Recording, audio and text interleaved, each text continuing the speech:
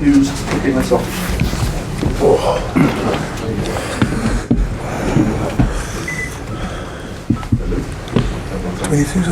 Mike, you said for answers. There's no embargo stuff on top table. As I said, microphones need to be used by you guys. If you get a Japanese question, these guys will pop in. Do we need to use that? You can choose that way to answer. We'll pop a headset in, but for now, guys, did anyone move a headset off my chair when you were?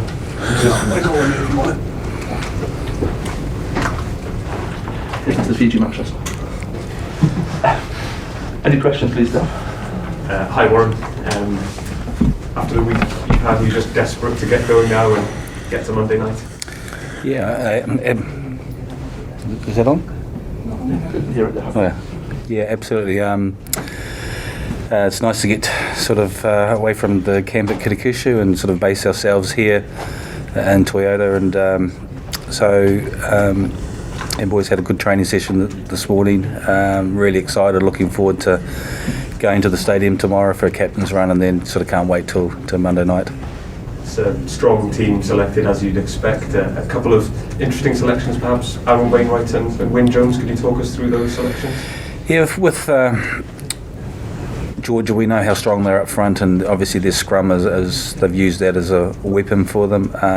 So we've got to make sure at scrum time that we're very competent there.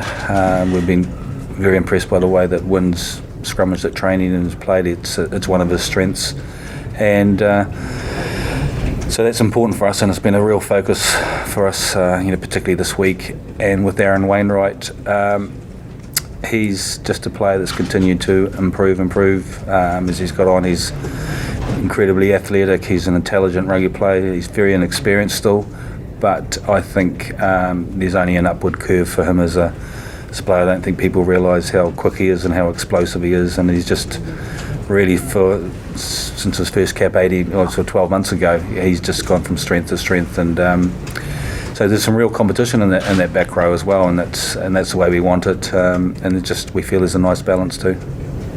And from one end of the experience scale to the other, that the man to your side, usually too modest to talk about personal milestones, but what an achievement to match Gethin Jenkins' cap record. Yeah, absolutely, and hopefully he comes out of Monday night's game fit and available, and then if selected, as he always says, it's a common theme of his, if selected against Australia, goes on to get a chance to break that Welsh record. Look, he's been absolutely outstanding in his services to Welsh rugby. I think he's got better with age. He's like a good wine.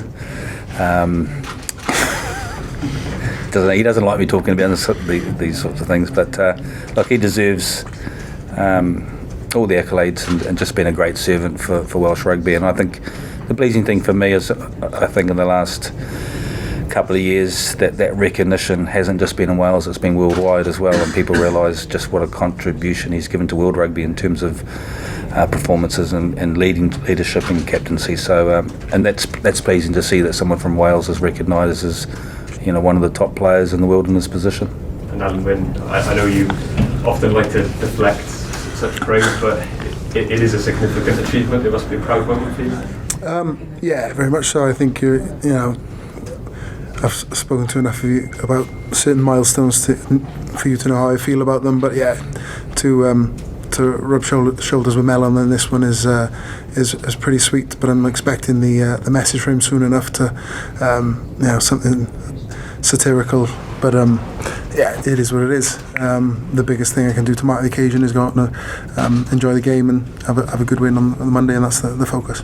Yeah, we've heard about how the players have really stepped up given the difficulties off the field. And we saw, didn't we, in the Six Nations, that Scotland game, there's a lot of off-field distractions then. Have you seen a similar kind of resilience? Yeah, in a way, you look back and I think that Scotland week was almost like a trial run, wasn't it? But yeah, I think Dan Biggar and John Davis in particular have stood up, leading the back line in that, purgatory time, if you want, before Steve came out, and to man the squad have taken the responsibility and picked up their own detail of individuals for the training performance and to set ourselves up for the Monday. Not lacking incentives, of course, at the World Cup, but does it just add to that motivation that you just want to get out there and start? Yeah, I think irrelevant of the week, we're chomping at the bit anyway. You know, as a player, we do feel we're being held in the blocks a bit. You know, there's a game yesterday, there's another 3 today. So, you know, we don't want to be ready too soon, but we do feel we're in the blocks ready and waiting to get out there. Just finally, Warren said that he had better birthdays earlier this week, given everything that's gone on, and you celebrated yours on Thursday. Did you celebrate? Well, September's a decent month, isn't it? But just that, you know, the obligatory cake and a few pats on the back and a few jokes from the boys about age and whatever. But you know, 21 again, so I'll just move on. Thanks. Warren, can I just check in on Adam Beard? Is he in the country? He arrived today, just as we were on our way to training.